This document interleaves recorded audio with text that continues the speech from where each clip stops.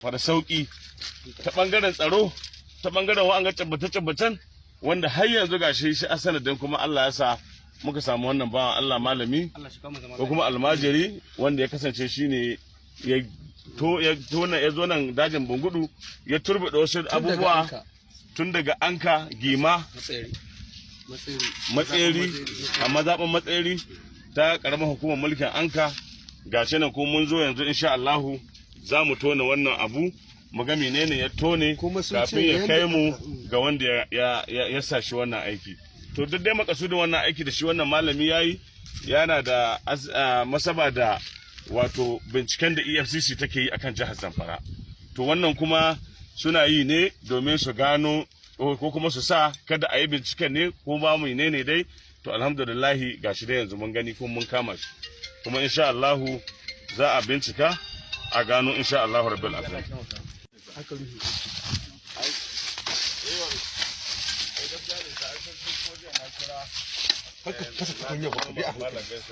Shi ya tura suna wayannan mutanen akan yana son ya samu ci gaba gare su. Shi Michael engineer.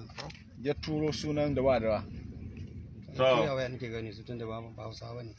Yanzu sunayen su ne nan cikin wannan tukunya aka sa da ko. A sunan mutum biyu ne ke cikin wannan yanga. Shi ma ba sunan na aikin da aka yi ne a ciki. Na'am. Na rufin baki. Na rufin baki. Nan kes ɗin EFCC. To. Na kyau ɗin EFCC amma shi zuwa gare shi.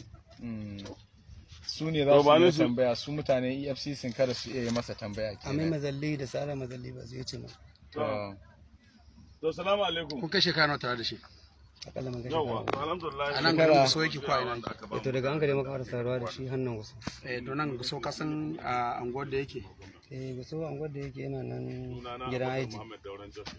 Gidan aiji wace anguwa ke? Ba san ko wace anguwa wace. Ba ka ce akwai Lala International ba wurin. To nan wajen makaranta na da in ka zo ka yi kwana nawa a nan cikin garin Guso? Ya ka tan kwana daya. Kwana daya.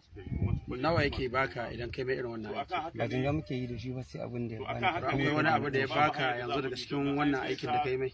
To wannan aikin da ne ya zo ne yawan 12,000. 12,000 na farko kenan?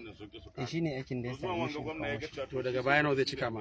Ba mu yi jinga da shi akan abin da ya ce. Kakan samu kamar nawa gare shi in kai mai aiki ko kuma yadda yake baka ne. Kamar abubuwan da yake bani kusa yana ban akan yana son sai ya kai ga manufar sannan ya sallame ni. Amma kamar abu mafi adadin sama da yake baka kamar nawa kake yake baka. To kamar sau daidai ta bani naira 50,000. Su ma ba da na ban su gaba ɗaya ba ban 30,000 wani biya ban 50,000. 50,000 su ne mafi yawan abin da ya taba baka Su lokaci. ne mafi abin da ya taɓa bani saboda mafi yawan aikin da nake mashi ina masa addu'a ne dai akan mutanen da yake son ya samu ci gaba gare su. Banda irin wannan mutum da ka faɗi akwai wasu mutanen da kuke hulɗa da su a can garin ku na Gima. Ba wasu mutane da nake irin wannan hulɗa da su a garin mu na Gima ko a wani guri. Shi ɗaya wannan kuke irin wannan. Wanda nake wannan hulɗa da shi.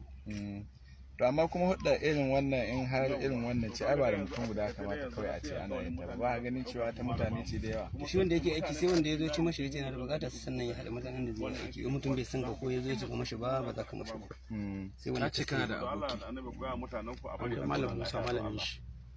kuma bayan haka ba muna ban ga mana kira malam Musa ba. Kace malamin ka ne ko? Amma ai kai in kace malami na muna aiki da wani kamar da wani a ce na aiki shi. Mun tambaye ka wane ne malamin ka? To ai kana ga mamai muna da makaranta kuma a makaranta ina da malami. Amma ba na ce muna aiki da shi ba dan shi ma bai san dogon hulɗa ba saboda Allah. Yanzu a garin ku can garin Gima ɗin mutane sun san ka da wannan hulɗa yan garin ku? Wasu daga ciki sun sani da hulɗa da injiniya. Ba hulɗa injiniya ba hulɗa irin wannan ta abubuwan da ka kawo yanzu. An san ne ina irin wannan hulɗace a can garin mu. A can? A can garin mu can ƙauyen mu wasu daga ciki sun sani. Maza kake yi wa ko mata kawai ko maza da mata? Dukkan maza da mata. Ina wanga turbi nawa ya taɓa yi ya sai san ba sani. Wannan turbidi wannan shine wanda na taɓa yi.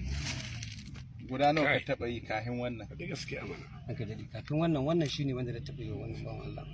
Ba wanga bawon Allah ba wanda guda nawa cikin harkar da kake yi. To akwai wani wanda na taɓa yi so ɗaya amma wani ice ne aka hege wanda aka yi shi ma kamar wani kulli ne aka yi wanda ke faruwa so ɗaya. Kai ka kalle ni Allah ne. So ɗaya kawai. So ɗaya kawai. Wannan yanzu shine na biyu da kai. Shine na biyu. Aiki na turbuɗe. A jihar Zamfara? A jihar Zamfara. Ko kana hita wani gari ko wasu jihohi yin wannan aiki? Ba na fita ko ina sai dai in zanje Lagos cin gidan wannan mutum. To banda turbaɗe wasu ayyuka kila ko na wasu bangarora kuma akwai wanda ka taɓa yi? Sai dai addu'a.